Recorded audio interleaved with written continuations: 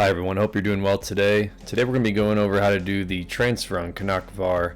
I've seen some people have questions about how you do the transfer, and I had questions myself about how to do it because of the red cog wheel.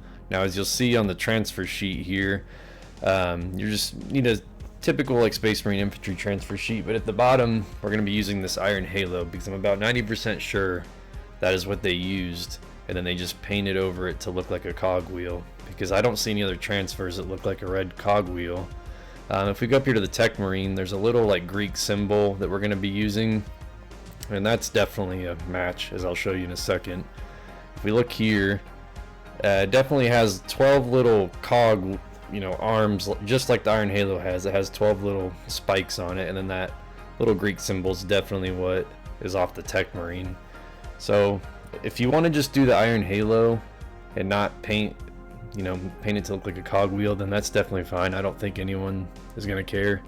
But if you care about the attention to detail, then we're going to be showing you how to paint the cog wheel today, and you're pretty much just going to need like some kind of black and Mephiston red, and that's about it. So with that said, let's get into the video.